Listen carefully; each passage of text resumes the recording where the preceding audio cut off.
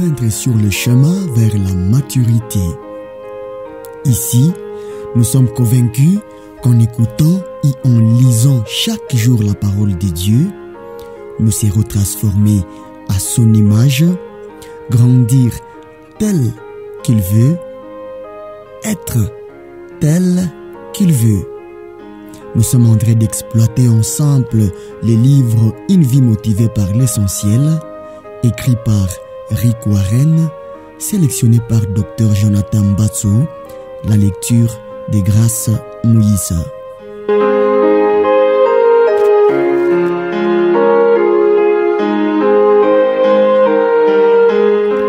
Nous sommes au 40e jour, 40e chapitre, vivre avec un objectif. Il y a dans le cœur de l'homme beaucoup de projets, mais c'est les plans de l'Éternel qui s'accomplit.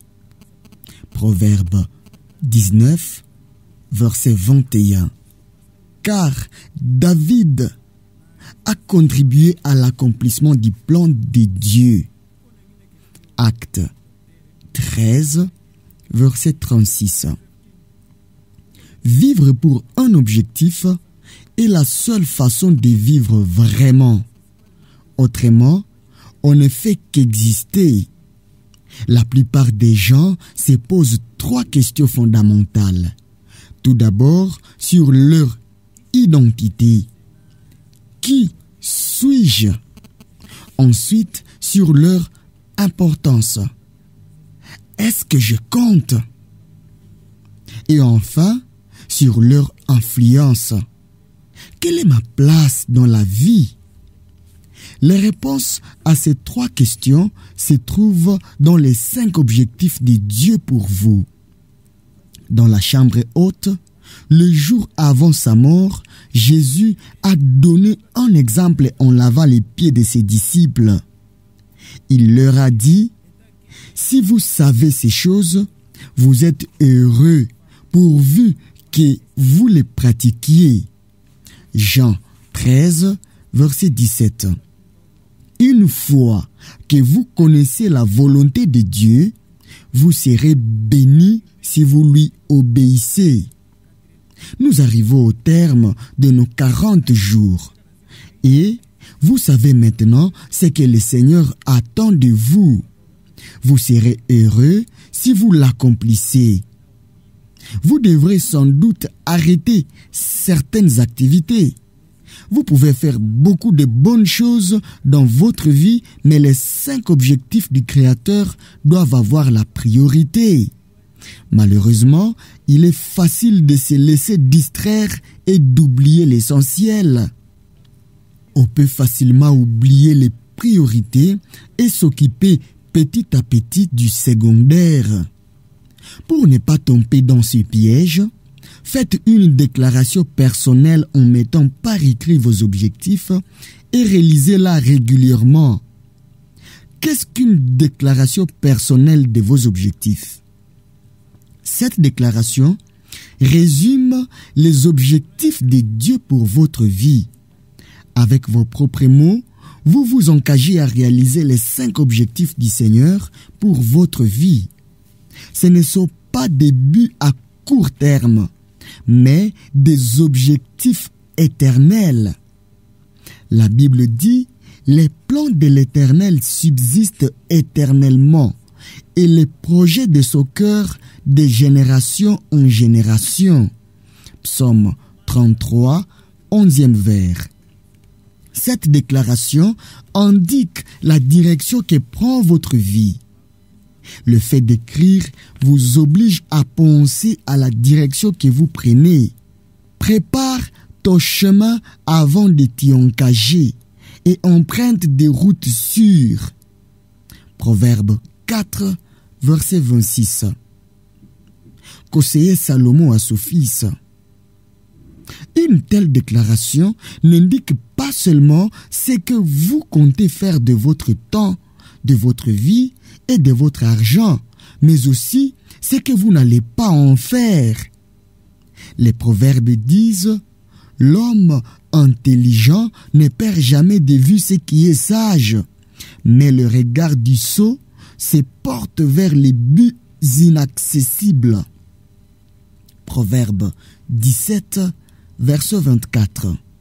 Cette déclaration définit ce qu'est le succès pour vous.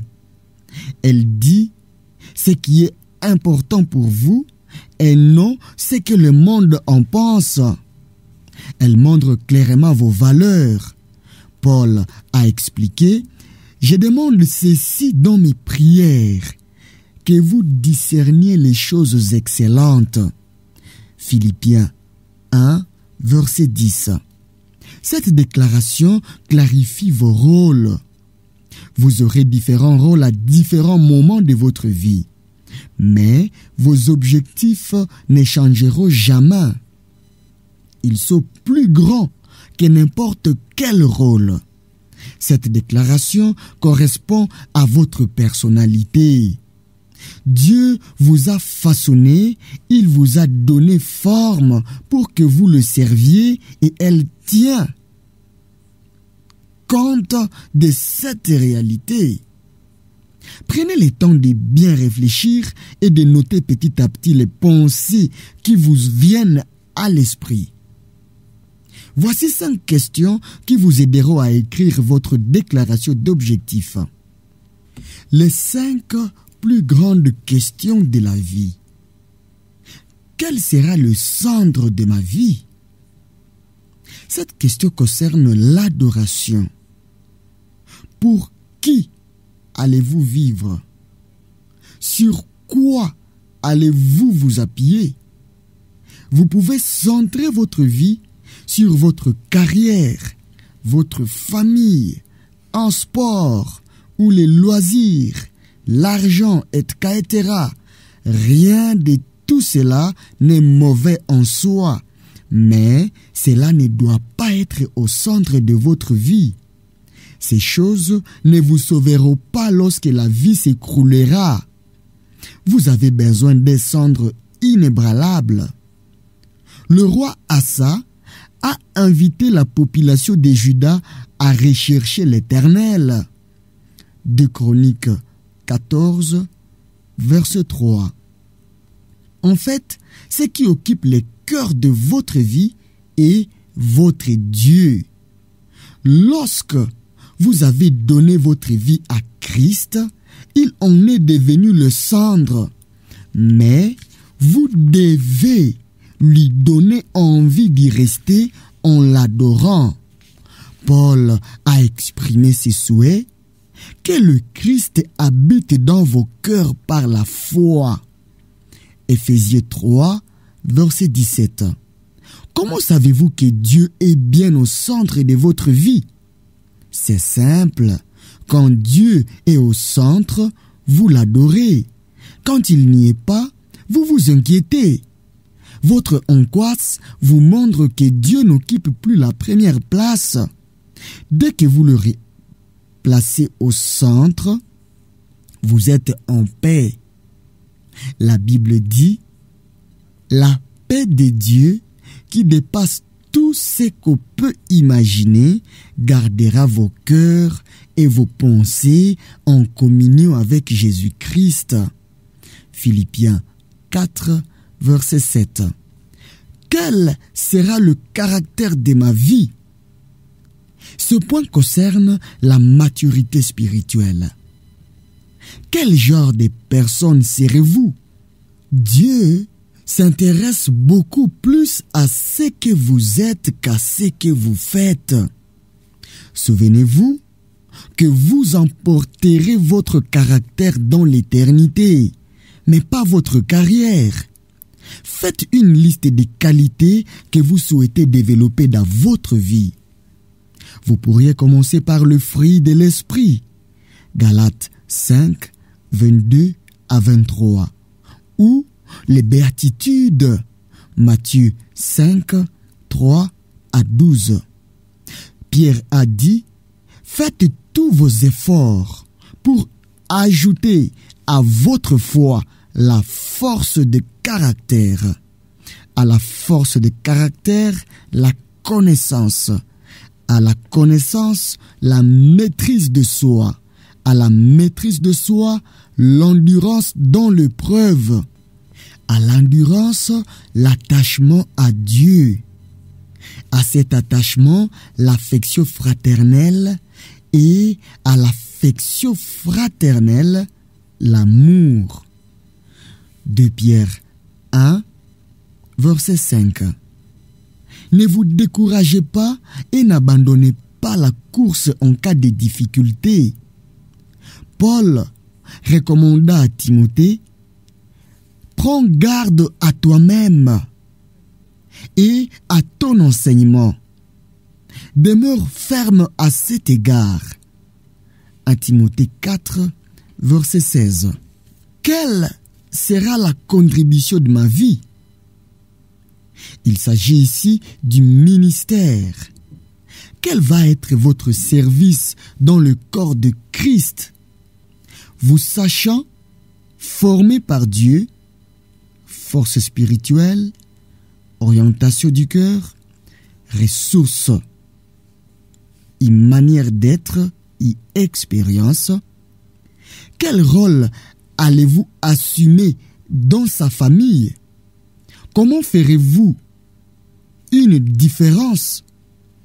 Y a-t-il des groupes de chrétiens que vous aimeriez servir?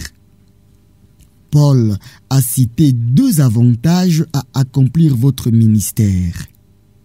Ces services que vous accomplissez ne pourvoient pas seulement aux besoins des croyants, mais ils suscitent encore de très nombreuses prières de reconnaissance envers Dieu. 2 Corinthiens 9, verset 12. Vous avez été formés pour servir les autres. Cependant, même Jésus n'a pas pourvu aux besoins de tous quand il était sur la terre. Vous devez choisir qui aider selon vos dons. Demandez-vous, qui ai-je envie d'aider le plus? Jésus a dit: c'est moi qui vous ai choisi et qui vous ai établi, afin que vous alliez et que vous portiez du fruit, et que votre fruit demeure. Jean 15, verset 16. Chacun d'entre nous porte des fruits différents. Quelle sera la communication de ma vie? Il s'agit de votre mission d'évangélisation envers le non-croyant. Votre engagement missionnaire, à savoir votre engagement à faire part de votre témoignage et de la bonne nouvelle aux autres, fait partie de la déclaration personnelle de vos objectifs. Mettez aussi par écrit vos leçons de vie et vos saintes passions, afin de pouvoir les raconter. Alors que vous grandissez en Christ, Dieu peut vous montrer un groupe précis de non-croyants à qui annoncer l'évangile. Ajoutez-les à votre déclaration. Si vous avez des enfants, une partie de votre mission consiste à leur apprendre à connaître Christ, à les aider à comprendre ses objectifs pour leur vie et à les envoyer en mission dans le monde. Pourquoi ne pas adopter la déclaration de Josué: moi et ma maison, nous servirons l'Éternel? Josué 24, verset 15. Évidemment, notre vie doit faire la démonstration du message que nous annonçons. Avant de croire à la Bible, la plupart de nos croyants veulent s'assurer que nous sommes crédibles. C'est pourquoi la Bible dit: menez une vie digne de l'évangile de Christ. Philippiens 1, 27. Quelle sera ma communauté? Il s'agit ici de la communion fraternelle. Comment montrerez-vous votre engagement envers les autres croyants et vos liens avec la famille de Dieu? Comment obéirez-vous au commandement d'entraide mutuelle? Dans quelle communauté irez-vous pour servir activement.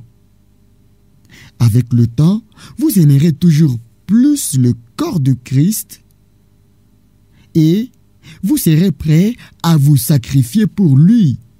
La Bible dit, Christ a aimé l'Église et s'est livré lui-même pour elle. Éphésiens 5, verset 25. Ajoutez une expression de votre amour pour l'Église dans votre déclaration. Cherchez les textes bibliques qui parlent de ces questions et notez les références. Il vous faudra peut-être des semaines ou des mois pour écrire la déclaration définitive de vos objectifs. Priez à ce sujet, parlez-en à des amis et réfléchissez au sens des Écritures. Plus tard, vous y apporterez encore des petits changements car le Seigneur vous aidera à mieux discerner votre personnalité spirituelle.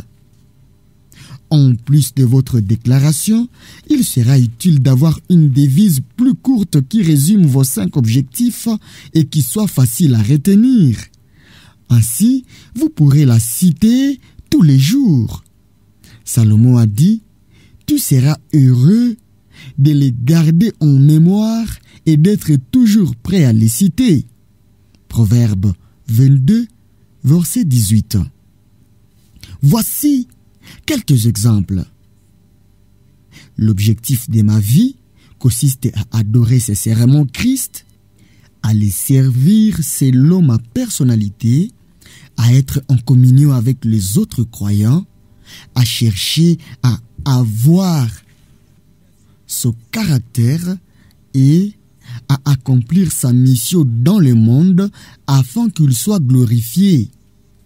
L'objectif de ma vie est d'être un membre de la famille de Christ, une image de son caractère, un messager de sa grâce, un ambassadeur de sa parole et un admirateur de sa gloire. Ou l'objectif de ma vie est d'aimer Christ, de grandir en lui, de l'annoncer, de le servir dans son église et d'encourager ma famille et mon entourage à en faire autant. Soit encore, l'objectif de ma vie, c'est de m'engager à obéir aux grands commandements et aux grands ordres des missions. Mon objectif est de ressembler à Christ. Ma famille, c'est l'Église. Mon ministère est à compléter et ma mission, c'est à compléter. Je suis motivé par la gloire de Dieu. Vous vous demandez peut-être, quelle est la volonté de Dieu en ce qui concerne mon travail, mon mariage, ou encore l'endroit où je dois vivre ou aller à l'université? À vrai dire, ce sont là des questions secondaires et il y a des chances pour que toutes les possibilités soient dans la volonté de Dieu. Ce qui compte le plus, c'est que vous accomplissiez les objectifs éternels du Seigneur. Quel que soit votre lieu de résidence, votre travail et votre conjoint, ces décisions doivent être prises en fonction de vos objectifs. Les Écritures déclarent: un homme forme de nombreux projets, mais c'est le dessein de l'Éternel qui se réalise. Proverbe 19, verset 21. Concentrez-vous sur les objectifs de Dieu pour votre vie plutôt que sur vos projets, car les objectifs divins dureront éternellement. Un jour, j'ai entendu quelqu'un proposer d'établir l'objectif de notre vie en fonction de ce que nous aimerions que les autres disent de nous à notre enterrement. Ce n'est pas une bonne idée. Peu importe ce que les autres diront de nous à la fin de notre vie. Tout ce qui comptera, c'est ce que dira le Seigneur. Les Écritures sont claires. Nous parlons non dans l'idée de plaire à des hommes, mais pour plaire à Dieu. 1 Thessaloniciens 2, verset 4. Un jour, Dieu analysera la manière dont vous avez répondu à ces questions importantes. Avez-vous placé Jésus au centre de votre vie? Lui avez-vous ressemblé? Avez-vous servi les autres? Avez-vous annoncé son message et accompli sa mission? Avez-vous aimé sa famille et avez-vous participé à la vie d'une communauté? Ce sont les seuls sujets qui compteront. Comme l'a dit Paul, nous prendrons comme mesure les limites du champ d'action que Dieu nous a confié. 2 Corinthiens 10, verset 13. Dieu veut se servir de vous. Il y a une trentaine d'années, une petite phrase d'Acte 13, 36 a changé ma vie pour toujours. Ces quelques mots ont influencé ma vie comme s'ils l'avaient marqué au fer rouge. David a, en ce temps, contribué à l'accomplissement du plan de Dieu. J'ai compris pourquoi le Seigneur le désignait comme un homme selon son cœur. Acte 13, verset 22. Il a consacré sa vie à accomplir les objectifs de Dieu ici-bas.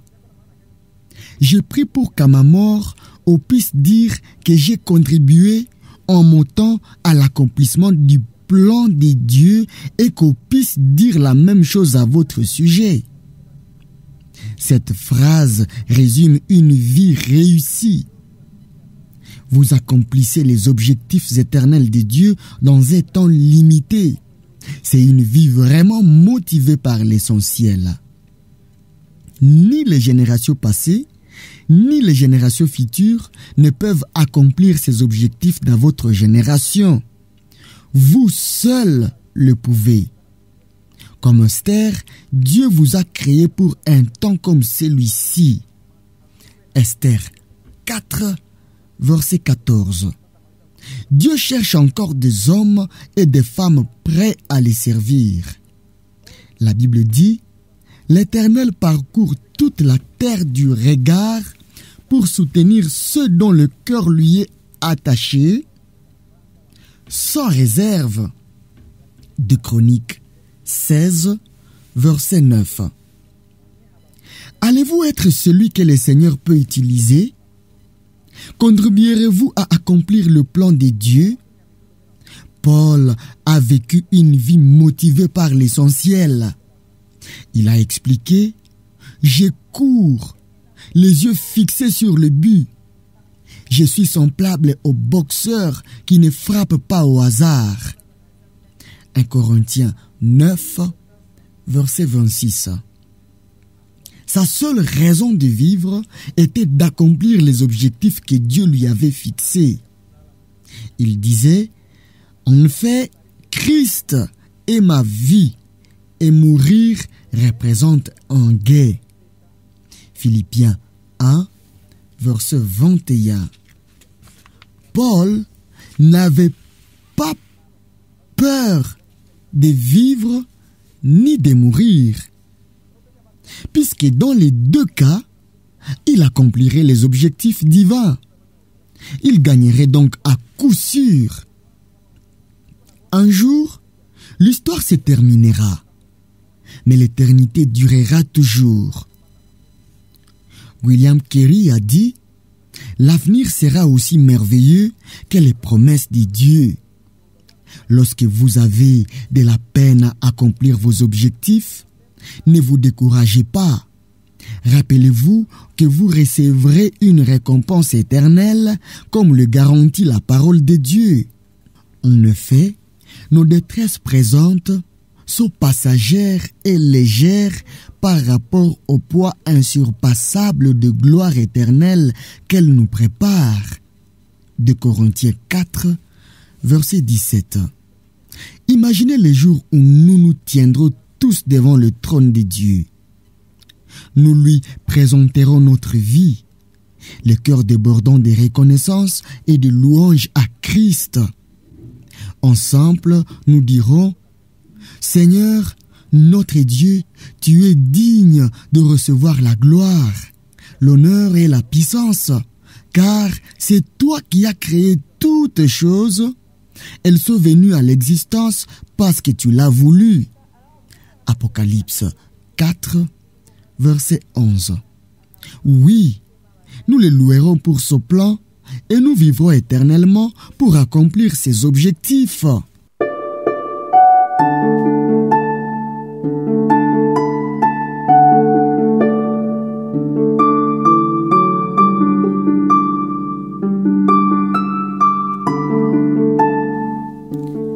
Jour 40.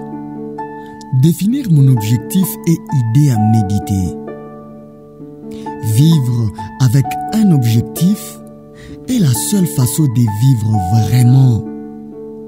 Verset à retenir: David a, en ce temps, contribué à l'accomplissement du plan de Dieu.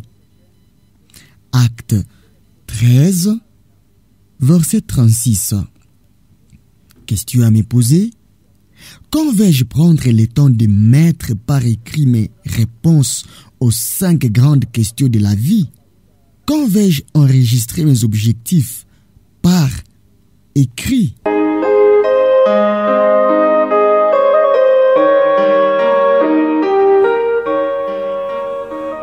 Merci d'avoir suivi cette lecture. C'est une capsule tirée du livre Une vie motivée par l'essentiel, écrit par Rick Warren, sélectionné par Dr Jonathan Batso, la lecture de Grâce Mouissa. Ici, vous êtes sur le chemin vers la maturité. Nous sommes convaincus qu'en écoutant et en lisant chaque jour la parole de Dieu, nous serons transformés à son image, grandir tel qu'il veut, être tel qu'il veut. Nous avons hâte d'attendre des témoignages des vies transformées par l'Évangile. Grâce et shalom au Fils de Dieu.